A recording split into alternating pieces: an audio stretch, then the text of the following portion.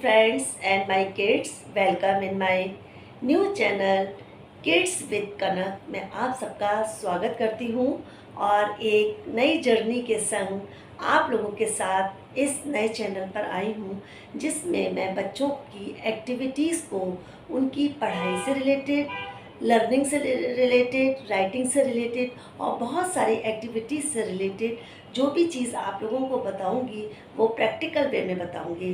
चाहे वो क्राफ्ट हो, चाहे वो सिंगिंग हो, चाहे वो पोएम रेसिटेशन हो, कुछ भी है। मैं अपने बच्चों के लिए एक नए तरीके से अपने को रिप्रेजेंट करने के लिए आई हूँ, जिससे बच्चों का मोटिवेशन बढ़े। आप लोगों ने मेरा इतना साथ दिया है तो मुझे एक अलग से प्रेरणा मिली कि क्यों ना मैं बच्चों का एक नया चैनल बनाऊं, जिसका मैंने नाम आप लोगों के सामने बता दिया है, किड्स विद कनक। आप लोगों ने चिल्ड्रंस डेवलपमेंट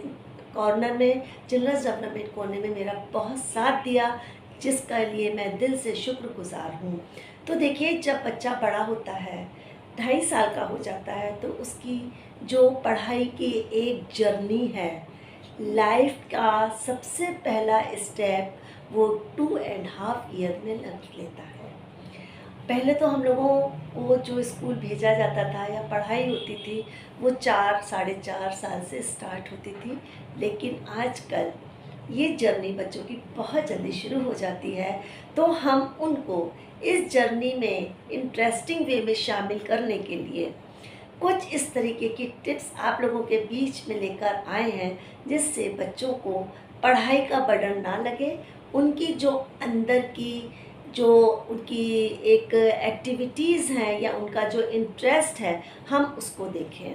देखिए, घर में जब बच्चा है और वो घर में कभी स्पून आप उसको पकड़ाते हैं, तो इन छोटी छोटी चीज़ों का हम लोग ध्यान नहीं देते हैं। सपोज़ करिए मैं आपको दिखाती हूँ, ये मैं आपके सामने स्पून लाई हूँ और आपने बच्चे को, वो आपका 2.5 या 3 साल का बच्चा है, उसको आपने पकड़ाया तो वो इस तरीके से ही होल्ड करेगा, ठीक है ना, और इस तरह से खाने की कोशिश करेगा। कभी हो सकता है वो इस स्पून को इस तरह से भी पकड़ ले, टेढ़ा भी पकड़ ले। तो आपकी जो होल्डिंग पर ध्यान देने की जर्नी है आपकी पेरेंट्स की, वो यहीं से शुरू होती है। और इसके साथ साथ आपको ये भी देखना है कि बच्चा इस स्पून को राइट हैंड से पकड़ रहा है या लेफ्ट हैंड से पकड़ रहा है। जिस भी हैंड से पकड़ रहा है, ये साइंटिफिक रीज़न है। इसको उसके ऊपर प्रेशर डालकर ये कि नहीं उसको सीधे हाथ से पकड़ना है, बिल्कुल मत डालिए। दैट मीन्स अगर वो राइट हैंड से स्पून को होल्ड कर रहा है तो उसका जो लेफ्ट साइड का ब्रेन है वो बहुत एक्टिव है, और अगर वो लेफ्ट से कर रहा है तो राइट साइड का ब्रेन बहुत ज़्यादा एक्टिव है। इस नेचुरल फिनोमिना को हमें ब्रेक नहीं करना है। तो इससे हमें ये पता लग जाएगा कि बच्चा हमारा राइट हैंडर है या लेफ्टी है। उसके बाद देखिए, जब बच्चा 2.5 साल का है या 3 साल का है, तो हम उसको क्रेयॉन देना शुरू करते हैं। कोशिश करिए कि मोटी ग्रिपिंग वाला, उसको कोई भी चीज़ अगर पकड़ाए तो वो कैसा हो, थिक हो, जिससे पकड़ने में बच्चों को इजी रहे। देखिए, सपोज़ करिए इस समय मैं आपको प्रैक्टिकल फॉर्म में बताने के लिए हूँ। तो ये मेरे पास जैसे मार्कर है, आप उसको स्केच पेन पकड़ाइए और कलरफुल चीज़ों से उसकी स्टार्टिंग कराइए, और देखिए वो बच्चा इसको किस तरीके से होल्ड कर रहा है। अगर वो कभी हो सकता है वो ऐसे, क्योंकि छोटा बच्चा है, वो ऐसे होल्ड करेगा। उसको दे दीजिए ब्लैक बोर्ड, दे दीजिए वाइट बोर्ड, दे दीजिए कागज़, दे दीजिए, ठीक है। और लेकिन उसकी जो लेंथ है वो ज़्यादा बड़ी ना हो, ये तो ब्रेथ तो ज़्यादा मोटी हो, जिससे वो उसको अच्छी तरीके से होल्ड कर सके। और देखिए वो कैसे भी लाइन बना रहा है, कुछ भी कर रहा है, आपको उस समय उसको बिल्कुल भी नहीं रोकना है, इस तरीके से, ठीक है। तो उसका जो माइंड की एक्सरसाइज है या उसके दिमाग में जो कुछ भी है, उसके माइंड में जो कुछ भी भरा है, वो उसको इसमें उकेरने की कोशिश कर रहा है, ठीक है। उसके बाद हम उसको पेंसिल पकड़ाने के लिए बार बार या स्केच पेन पकड़ाने के लिए उसके तरीके को बार बार नहीं टोके, 3-4 दिन तक हम उसको वॉच करें। वॉच करने के बाद अगर वो उसको ऐसे कर रहा है तो आप उसके संग एक कंपटीशन कर लीजिए और कहिए बेटा आपका होल्ड, आपकी जो रिस्ट है, आपकी जो कलाई है वो ऐसी है, ऐसे करिए, ऐसे करिए, ऐसे करिए और इसको शू से ऐसे सीधा खड़ा कर दीजिए और इसको इस तरीके से होल्ड करवाइए। बच्चे बहुत अच्छी तरीके से ये काम करते हैं। और उसके बाद अगर वो वाइट बोर्ड पे नहीं करना चाह रहा है तो आप उसको कोई कलरफुल कागज़ पकड़ा दीजिए, ब्लैक बोर्ड पकड़ा दीजिए, स्लेट पकड़ा दीजिए, उस पर ही उसको। अब थोड़े दिनों के बाद आप देख रही हैं कि ये जो उसकी जिगजैग फॉर्म में काफ़ी लाइंस उसने बनाई थी, अब उसका ये जो जिगजैग फॉर्म है, उल्टा सीधा जो फॉर्म है, ये काफ़ी हद तक ठीक हो रहा है और वो इस तरह से कर रहा है। कोई बात नहीं, अभी वो सिर्फ अपने मन की जो लाइंस हैं उसमें लगा रहा है। हम इतनी जल्दी उसको डिसिप्लिन में लेके अपने फेवर में नहीं कर सकते हैं। उसके बाद आपने उसको इस तरीके से ये आपने उसको वाइट पेपर पकड़ा दिया और ये मेरे पास क्रेयॉन है, इससे ज़्यादा मोटे भी क्रेयॉन्स आते हैं, वो पकड़ाइए और पकड़ाने के बाद फिर भी वो ही गलती कर रहा है, करेगा बच्चा, और उसको भी इस तरीके से जो भी वो बना रहा है, देखिए कुछ भी वो अगर बना रहा है तो उसको बनाने दीजिए, चाहे हो सकता है वो हाथ में पकड़ के ही करे, ठीक है? आप समझ रहे हैं ना? अगर वो हाथ में पकड़ रहा है, इसको उल्ट पुल्ट रहा है, ऐसे कर रहा है, तो उसको करने दीजिए। इस समय हमें उसे टोकना नहीं है। इस समय की जो जर्नी है उसकी लाइफ के लिए बहुत अहमियत रख रही है, बहुत इम्पॉर्टेंट जर्नी है। अगर हम उसको टोक देंगे तो उसका इंटरेस्ट ख़त्म हो जाएगा। आप फिर उसके बाद क्या कर सकती हैं, थोड़ा और मोटी क्रिपिंग का उसको पकड़ाइए, तो हो सकता है वो उसको इस तरीके से पकड़े और फिर लाइंस बनाने की कोशिश करें, ऐसे, इस तरह से टेढ़ी मेढ़ी लाइन बना रहा है। क्योंकि इस समय जो हमारा मेन टॉपिक है वो बच्चों को है कि किस तरीके से बच्चे पेंसिल या क्रेयॉन्स को या वैक्स कलर को किस तरीके से होल्ड कर रहे हैं। अगर उनकी होल्डिंग अच्छी हो जाती है कुछ दिन की प्रैक्टिस के बाद, तो वो स्लीपिंग लाइन जहाँ से हमारी स्टार्ट होती है ये जर्नी लिखने की, रिटन वर्क की, sleeping line, standing line, slanting line, और इस तरीके से वो जो हम लोग जिगजैग फॉर्म में उसको देना चाह रहे हैं वो आराम से कर सकेगा। उसके बाद जब पेंसिल का नंबर आए तो पेंसिल के नंबर में हमें ये ध्यान रखना है, जब हम उसको पेंसिल पकड़ाएं तो है ज़्यादा लंबी लॉन्ग पेंसिल हमें ये नहीं पकड़ानी है, ठीक है? कोशिश करके हम उनके लिए, अगर नहीं है आपके घर में बड़ी पेंसिल, छोटी पेंसिल नहीं है तो बड़ी के ही 2 पीस कर लीजिए। मैं तो इसी तरीके से बच्चों को करती हूँ और फिर उनको उनकी हिसाब से, उनके हाथों के हिसाब से, नन्हे मुन्ने बच्चे हैं ना, तो इसको इनका जो बैलेंस है ना वो बिगड़ जाएगा। आप देखिएगा, खुद देखिएगा, जब आप बच्चों को प्रैक्टिकल फॉर्म में कराएं, अगर आप बड़ी पेंसिल दे रहे हैं तो उनकी ग्रिपिंग नहीं होगी और वो नीचे बार बार गिरेगी।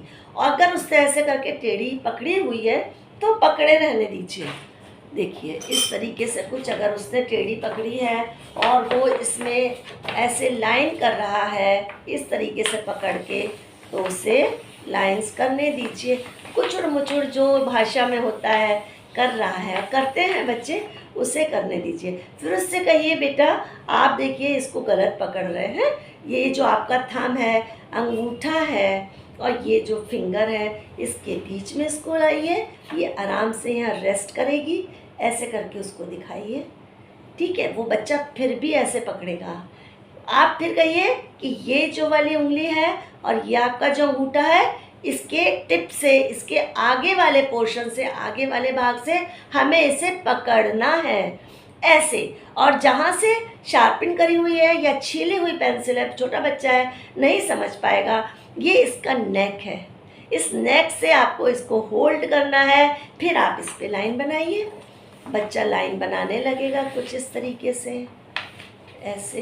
फटेगा भी पेपर, बिल्कुल फटेगा पेपर। उसका पेंसिल से मन भर गया है, आपके पास क्रेयॉन्स भी हैं, पेन भी हैं और भी कलर हैं।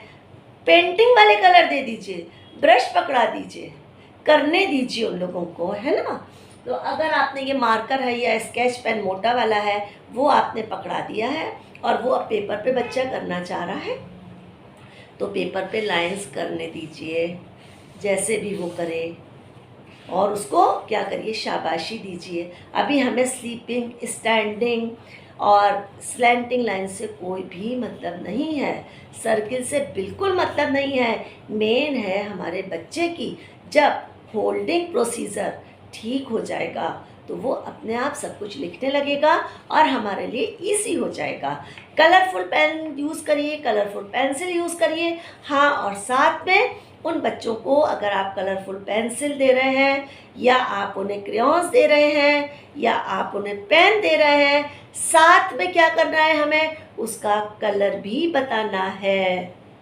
ऊपर कौन सा कलर है, अंदर कौन से कलर की रिफिल है। जैसे ये आप बता रहे, उससे पूछिए येलो कलर है, तो आप सिर्फ येलो कलर पे मत छोड़ दीजिए, उससे पूछिए बेटा और येलो कलर का क्या होता है। 2.5-3 साल का बच्चे आजकल बहुत स्मार्ट हैं। आप आजकल समर में क्या खा रहे हैं येलो कलर का, तो वो तुरंत बोलेगा आम।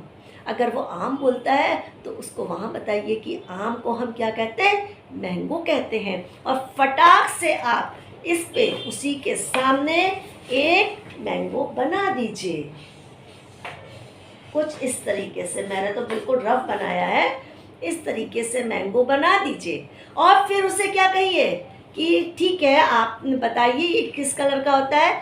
आपने बताया था ये पेन येलो कलर का है, आपके पास कलर है, उनसे कहिए ये वाला कलर इसमें से चूज़ करिए। और बच्चे ने जब येलो कलर चूज़ कर लिया तो उसमें वो कलर भर रहा है। कलर भरने से क्या हो रहा है कि वो अपने माइंड को बिल्कुल फ्रेश फील कर रहा है। ये तो मेरे पास इस समय अवेलेबल नहीं है तो मैं ब्लैक से ही कर रही हूँ, उसे करने दीजिए। बाहर निकलना है, निकल रहा है कलर, करने दीजिए, निकलने दीजिए।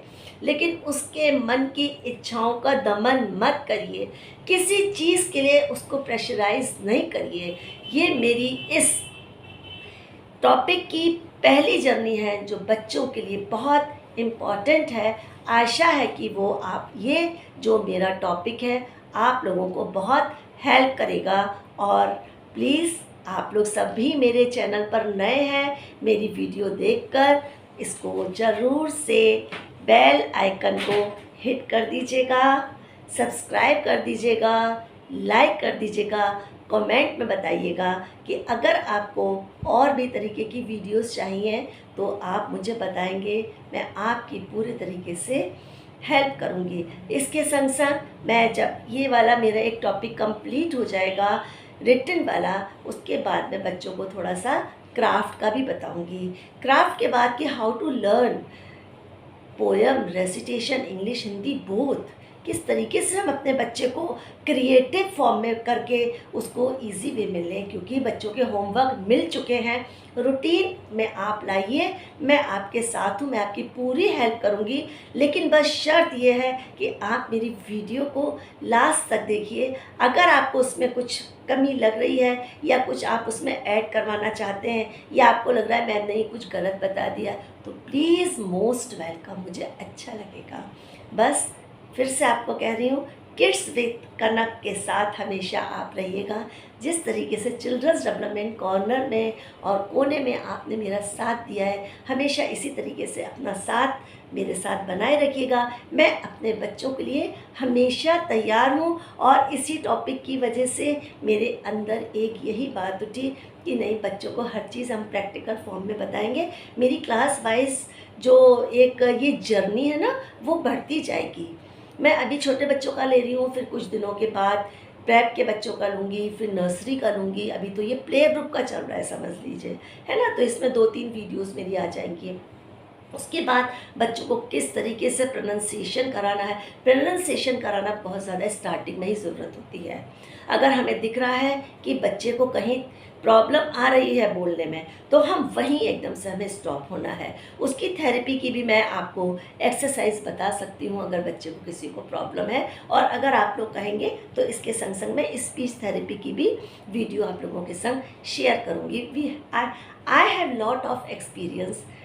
ठीक है, तो बस मैं यहीं पर अपना इस वीडियो का एंड करती हूँ। आशा है कि आप लोगों को मेरा ये चैनल अच्छा लगा होगा। मैं अपने बच्चों के साथ हमेशा हूँ और आप लोग मेरे साथ हैं। सबसे अच्छी बात यही लगती है, आप जैसे मेरे फ्रेंड्स ने, आप जैसे मेरे ब्रदर सिस्टर्स ने ही मुझे मोटिवेट करके इस नए चैनल की आज से शुरुआत कराई है।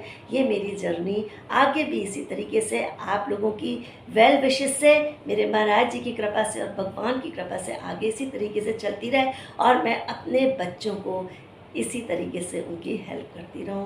बस ओके, यहीं पर आज की वीडियो का एंड करती हूँ। Thanks for watching. Okay, bye bye.